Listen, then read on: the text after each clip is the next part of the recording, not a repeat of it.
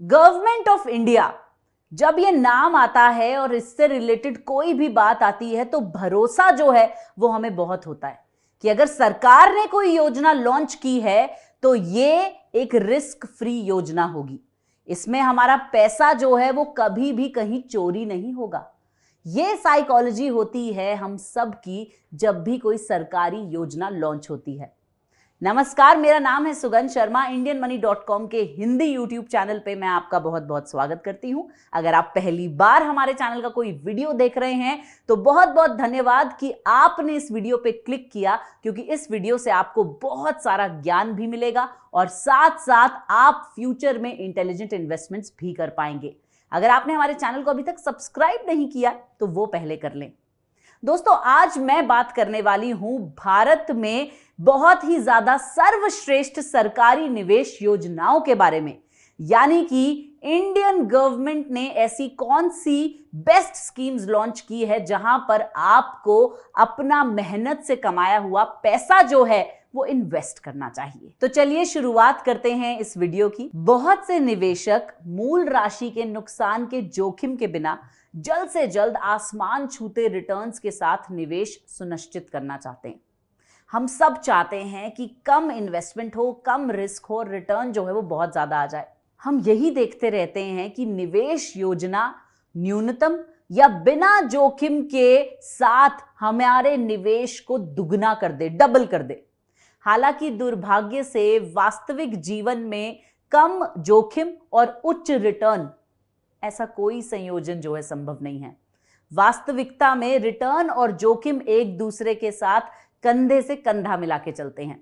इसका तात्पर्य यह है कि जितना अधिक प्रतिफल होगा उतना ही आपको जोखिम भी उठाना पड़ेगा, यानी कि जितना ज्यादा आप पैसा कमाना चाहते हैं उतनी ही ज्यादा रिस्क वाली इन्वेस्टमेंट भी आपको करनी पड़ेगी। जब आप निवेश के रास्ते का चयन कर रहे होते हैं तो आपको निवेश करने से पहले अपने जोखिम को दिए गए उत्पाद में शामिल जोखिमों को एक साथ मिलाना भी पड़ता है। आप बहुत ज्यादा जोखिम वाले कुछ निवेश जो हैं उनमें इन्वेस्ट कर सकते हैं और बहुत ज्यादा रिटर्न्स प्राप्त कर सकते हैं। लंबी अवधि वाले जो हैं चीजें, उनमें आप जो है निवेश कर सकते हैं। तो आप ऐसा भी कर सकते हैं कि आप एक मिला जुला पोर्टफोलियो अपना बनाएं। भारत सरकार की सर्वश्रेष्ठ योजनाएं यदि आप देख रहे हैं तो आपको पता चलेगा कि कितने सारे आकर्षक जो हैं आपके लिए निवेश के ऑप्शंस हैं यहां पर। चलिए मैं अब आपको बताती हूं कुछ आकर्षक सरकार आधारित योजनाएं। सबसे पहले है सुकन्या समृद्धि योजना, SSY। माता पिता को अपनी बेटियों के भविष्य को सुरक्षित करने के लिए प्रोत्साहित करने के उद्देश्य से यह योजना शुरू की गई। इसे वर्ष 2015 में भारत के प्रधानमंत्री नरेंद्र मोदी जी ने बेटी बचाओ बेटी पढ़ाओ अभियान के तहत लॉन्च किया। ये योजना नाबालिग बालिकाओं के लिए लक्षित है। SSY खाता लड़की के नाम पर उसके जन्म से लेकर 10 साल की उम्र तक किसी भी समय पर खोला जा सकता है। इस योजना के लिए न्यूनतम निवेश राशि है 1000 रुपए और अधिकतम यानी कि मैक्सिमम है 1.5 लाख यानी कि 1.5 लाख रुपए प्रति वर्ष। सुकन्या समृद्धि योजना खुलने की तारीख से 21 साल तक के लिए लागू रहती है। ये एक काफी अच्छा इन्वेस्टमेंट ऑप्शन है अगर आपकी बेटी है और आप चाहते हैं कि 21 साल बाद आपको जो है जूझना ना पड़े किसी भी परेशानी से, उसकी एजुकेशन के लिए, उसकी शादी के लिए। अब बारी आती है अगले ऑप्शन की, राष्ट्रीय पेंशन योजना यानी कि NPS। राष्ट्रीय पेंशन योजना NPS भारत सरकार द्वारा दी जाने वाली प्रसिद्ध योजनाओं में से एक है। ये एक निवृत्ति बचत योजना सभी भारतीयों के लिए खुली है, लेकिन सभी सरकारी कर्मचारियों के लिए ये अनिवार्य है, यानी कि मैंडेटरी है। इसका उद्देश्य सेवानिवृत्ति प्रदान करना है। 18 से 60 वर्ष के आयु वर्ग के भारतीय नागरिक और अनिवासी भारतीय इस योजना की सदस्यता ले सकते हैं। NPS योजना के तहत आप अपने फंड को इक्विटी, कॉर्पोरेट में आवंटित कर सकते हैं। बॉन्ड और सरकारी प्रतिभूतियां 50,000 रुपए तक के निवेश पर धारा 80CD 1B के तहत कटौती की जाती है और 1.5 लाख रुपए तक के अतिरिक्त निवेश पर है घटाया अंतर्गत धारा 80C का आयकर कार्य। चलिए अब बात करते हैं अगले ऑप्शन की, जो है लोक भविष्य निधि यानी कि PPF, public provident fund. PPF Bharat सरकार द्वारा शुरू की गई सबसे पुरानी योजनाओं में से एक है। निवेश की गई राशि, अर्जित ब्याज और निकाली गई राशि सभी जो है कर मुक्त हैं। इस प्रकार सार्वजनिक भविष्य निधि ना केवल सुरक्षित है बल्कि आपके पैसों को बचाने में मदद करेगी। सभी को यह सलाह हमेशा दी जाती है कि वो अपना पीपीएफ अकाउंट जो है वो जरूर खोलें। योजना की वर्तमान ब्याज दर वित्त वर्ष 2020-21 में 7.1% प्रतिवर्ष है। पीपीएफ में आयकर अधिनियम की धारा 80C के तहत 1.5 लाख रुपए तक की कर कटौती का दावा भी किया जाता है। यानी कि अगर आप पीपीएफ में सालाना 1.5 लाख रुपए अपने इन्वेस्ट कर देते हैं तो आप अपने टैक्स की भी बचत कर सकते हैं। चलिए मैं आपको समझाती हूं। आप 500 रुपए भी इन्वेस्ट कर सकते हैं अपने पीपीएफ में। आप मैक्सिमम 1.5 लाख रुपए भी इन्वेस्ट कर सकते हैं। आप हर साल जो है अपने पीपीएफ अकाउंट में थोड़े थोड़े पैसे डालते रहते हैं और आपको अच्छा इंटरेस्ट रेट भी मिलता है। इस फंड का कार्यकाल 15 वर्षों तक लंबा है, जिसका ब्याज जो है वो कर मुक्त है यानी कि टैक्स फ्री है। विशेष रूप से बाद के वर्षों के दौरान महत्वपूर्ण हो जाता है ये फंड। इसके अलावा जैसे कि ब्याज जो अर्जित होता है और निवेश मूलधन जो संबंधित सॉवरेन गारंटी है वो भी यहां पर आपको मिलती है।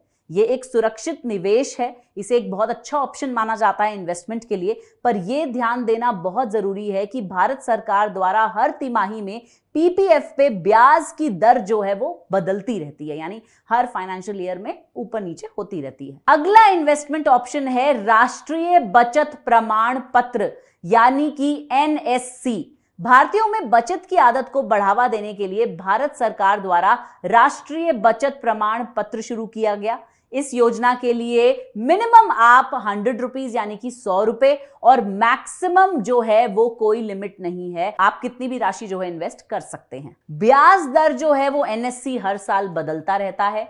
1 अप्रैल 2020 से एनएससी की ब्याज दर सालाना 6.8% ऑन एन एवरेज चलती रहती है, लेकिन आप हमेशा ध्यान देंगे कि ये काफी बार ऊपर नीचे होती रहती है। कोई कर का दावा कर सकता है कटौती आयकर अधिनियम की धारा 80C के तहत 1.5 लाख रुपए। केवल भारत के निवासी ही इस योजना में निवेश कर सकते हैं। ये भी एक टैक्स सेविंग योजना जो है वो होती है, जिसको आप दिखा के कि मैंने इन्वेस्टमेंट की अपने टैक्स की बचत कर सकते हैं। चलिए अब बढ़ते हैं अगले इन्वेस्टमेंट ऑप्शन की तरफ। मैं ये बात हमेशा कहती हूं कि जब अटल बिहारी वाजपेयी जी इस देश के प्रधानमंत्री थे, उनके कार्यकाल में बहुत सारी अच्छी अच्छी योजनाएं जो हैं वो लॉन्च की गई थी। काफ़ी सारी ऐसी योजनाएं उन्होंने लॉन्च करी जो कॉमन मैन यानी कि मिडिल क्लास लोग जो हैं उनको फ़ायदा पहुंचा सके। और ऐसी ही एक योजना है जिसका नाम है अटल पेंशन योजना, जिसे हम शॉर्ट फॉर्म में एपीवाई भी कहते हैं। एपीवाई भारत सरकार द्वारा संगठित क्षेत्र के श्रमिकों के लिए शुरू की गई एक सामाजिक सुरक्षा योजना है। वैध के साथ 18 से 40 वर्ष की आयु वर्ग के भारतीय नागरिक बैंक खाता योजना के लिए आवेदन करने के लिए पात्र हैं। ये कमजोर वर्ग के व्यक्तियों को पेंशन का विकल्प चुनने के लिए प्रोत्साहित करने के लिए शुरू की गई, जिससे उन्हें उनके बुढ़ापे के दौरान लाभ होगा और कोई टेंशन नहीं होगी। इस योजना को कोई भी स्वरोजगार वाला व्यक्ति जो है वो ले सकता है और आप अपने बैंक या फिर डाकघर में एपीवाई के लिए अप्लाई कर सकते हैं। यानी आप पोस्ट ऑफिस में भी अप्लाई कर सकते हैं, बैंक में भी अप्लाई कर सकते हैं। हालांकि इस योजना की एक ही शर्त है कि अंशदान 60 वर्ष की आयु तक किया जाना चाहिए। चलिए अब बढ़ते हैं प्रधानमंत्री जन धन योजना पीएमजेडीवाई। प्रधानमंत्री जन धन योजना एक ऐसी बुनियादी योजना है जो कि चाहती है कि हर किसी को बैंकिंग सर्विसेज जो हैं उनका फायदा मिले। बुनियादी बैंकिंग सेवाएं प्रदान करने के लिए इस स्कीम को लॉन्च किया गया था। बचत खाता, जमा खाता, बीमा भारतीयों को पेंशन वगैरह देने के लिए। भारत सरकार का उद्देश्य हमारे समाज के गरीब और जरूरतमंद वर्ग को बचत, जमा खाता, बीमा, क्रेडिट पेंशन जैसी वित्तीय सेवाओं को आसानी से पहुंचाने के लिए इस स्कीम को लॉन्च किया गया था। इस योजना में नाबालिग के लिए न्यूनतम आयु सीमा जो है वो सिर्फ 10 वर्ष है। अन्यथा 18 वर्ष से अधिक आयु का कोई भी भारतीय निवासी ये खाता खोलने के लिए पात्र है। कोई व्यक्ति केवल 60 वर्ष की आयु तक पहुंचने के बाद ही इस योजना से बाहर निकल सकता है। एक और गवर्नमेंट स्कीम जो मुझे बहुत पसंद है वो है प्राइम मिनिस्टर व्यय वंदना योजना यानी PMVVY। ये निवेश योजना 60 वर्ष से अधिक आयु के वरिष्ठ नागरिकों के लिए है, यानी कि सीनियर सिटीजन्स। ये उन्हें प्रति वर्ष लगभग 7.4% की गारंटी की वापसी देते हैं। जी हाँ, इतना ज्यादा अच्छा इंटरेस्ट रेट है इसका। सीनियर सिटीजन्स जो हैं इसमें इन्वेस्ट करके काफी फायदा जो है वो उठा सकते हैं। ये योजना मासिक यानी कि मंथली, वार्षिक यानी कि ईयरली और त्रैमासिक यानी कि क्वार्टरली आधार पर देय पेंशन योजना तक पहुंच प्रदान करती है। पेंशन के रूप में प्राप्त होने वाली न्यूनतम राशि यानी मिनिमम अमाउंट है ₹1000। तो मैं ये सजेस्ट करूंगी कि जितने भी सीनियर सिटीजन्स हैं वो इस स्कीम में जरूर इन्वेस्ट करें। और जैसा कि आप जानते हैं कि कितनी बार सीनियर सिटीजन्स को इतनी नॉलेज नहीं होती, तो जो लोग ये वीडियो देख रहे हैं और उनके घर में कोई सीनियर सिटीजन्स हैं वो उन्हें सलाह दे सकते हैं इस योजना में इन्वेस्ट करने की। दोस्तों, अगली है सॉवरेन गोल्ड बॉन्ड। ये गोल्ड बॉन्ड्स जो हैं नवंबर 2015 में भारत सरकार द्वारा पेश किए गए थे। इनका उद्देश्य प्रस्ताव सोने को रखने और बचाने के लिए एक आकर्षक विकल्प बनाने के लिए किया गया था। इसके अलावा इस योजना को की श्रेणी से संबंधित माना जाता है debt fund. Sovereign gold bond या SGB ना केवल समग्र ट्रैकिंग में मदद करते हैं, जी हां, आयात दी गई संपत्ति का निर्यात मूल्य, लेकिन पारदर्शिता सुनिश्चित भी करते हैं। SGB सरकार आधारित प्रतिभूतियों को संदर्भित करता है, इसीलिए इन्हें पूरी तरह से सुरक्षित माना जाता है। संबंधित मूल्य कई ग्राम सोने में अंकित हो जाता है। क्योंकि ये भौतिक सोने का सबसे सुरक्षित विकल्प है, इसीलिए इसको निवेशकों के बीच में बहुत सारी लोकप्रियता हासिल है। बहुत सारे लोग जो हैं SGB गोल्ड बॉन्ड्स में निवेश करते हैं। तो आज मैंने आपको बताई बहुत सारी सरकारी बचत योजनाएं। अगर आप ऐसा ही कोई और वीडियो देखना चाहते हैं किसी और टॉपिक पे, तो मुझे कमेंट करके ज़रूर बताएं। मैं पूरी कोशिश करूंगी कि मैं और भी ज़्यादा अच्छे नॉलेजेबल वीडियोस आपके लिए लाती रहूं।